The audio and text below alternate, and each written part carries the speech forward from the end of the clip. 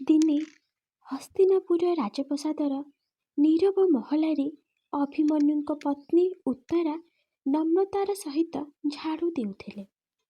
ସେ ଥିଲେ ମହାରାଣୀ, ତଥାପି ଅହଙ୍କାର ଶୂନ୍ୟ ତାଙ୍କ ହୃଦୟ। ଏହି ସମୟରେ ମାତା ଦ୍ରୌପଦୀ ଧୀରେ ଧୀରେ ତାଙ୍କ ପାଖକୁ ଆସିଲେ।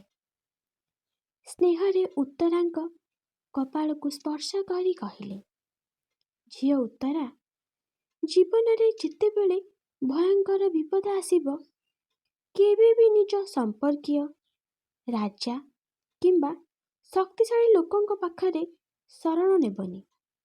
ସିଧାସଳଖ ଭଗବାନଙ୍କର ଶରଣ ନେବ। ଏହି କଥା ଶୁଣି ଉତ୍ତରା ଆଶ୍ଚର୍ଯ୍ୟ ହୋଇ ପଚାରିଲେ, ମାତା, ଆପଣ ଏପରି କାହିଁକି କହୁଛନ୍ତି? ଦ୍ରୌପଦୀଙ୍କ ଆଖିରେ ସେଦିନର ବେଦନା ପୁଣି ଜୀବନ୍ତ ହୋଇ ଉଠିଲା। ଗମ୍ଭୀର ସ୍ୱରରେ ସେ କହିଲେ, ଝିଅ, କାରଣ ଏହି ସତ୍ୟକୁ ମୁଁ ନିଜେ ଅନୁଭବ କରିଛି। ସେ ସ୍ମରଣ କରିଲେ ସେହି ଭୟଙ୍କର ଦିନ, ଯେତେବେଳେ 5 ପାଣ୍ଡବ ଯୁବାରେ ସମଗ୍ର ରାଜ୍ୟ ହାରିଗଲେ ଏବଂ ଶେଷରେ ତାଙ୍କୁ ନିଜେ ମଧ୍ୟ ବାଜି ଲଗାଇଦେଲେ। ପୂର୍ଣ୍ଣ ସଭାରେ ସେଦିନ ଦ୍ରୌପଦୀଙ୍କର ଅପମାନ ହେଉଥିଲା। ସେ ସାହାଯ୍ୟ ପାଇଁ ନିଜ ସ୍ୱାମୀମାନଙ୍କୁ ଡାକିଲେ, କିନ୍ତୁ ସମସ୍ତେ ଲଜ୍ଜାରେ ମୁଣ୍ଡ ନଇଁ ନୀରବ ରହିଲେ। ଭୀଷ୍ମ, ଦ୍ରୋଣ, ଧୃତରାଷ୍ଟ୍ର ସମସ୍ତେ ସଭାରେ ଥିଲେ। ଆଖିରେ ଲୁହ ଥିଲା, କିନ୍ତୁ ସାହସ କାହା ପାଖରେ ନଥିଲା। ସମସ୍ତଙ୍କ ଦ୍ୱାର ବନ୍ଦ ହୋଇଗଲା।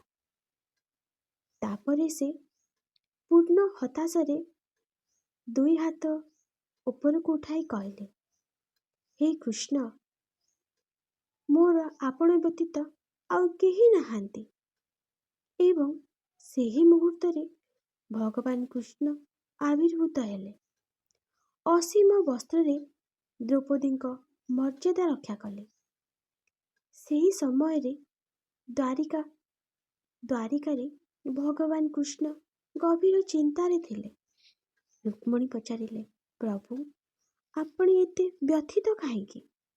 କୃଷ୍ଣ କହିଲେ, ମୋର ସର୍ବପ୍ରିୟ ଭକ୍ତ ସଭାରେ ଅପମାନିତ ହେଉଛି।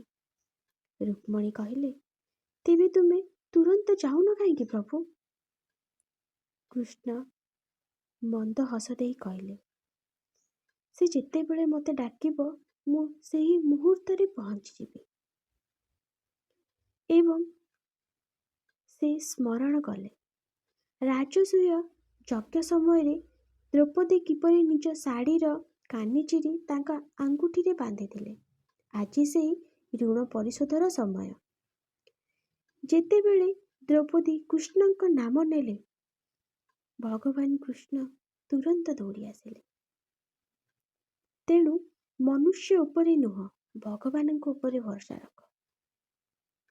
ଶ୍ରୀକୃଷ୍ଣ ଗୋବିନ୍ଦ ହରେ ମୁରାରୀ, ହେ ନାଥ ନାରାୟଣ ବାସୁଦେବ।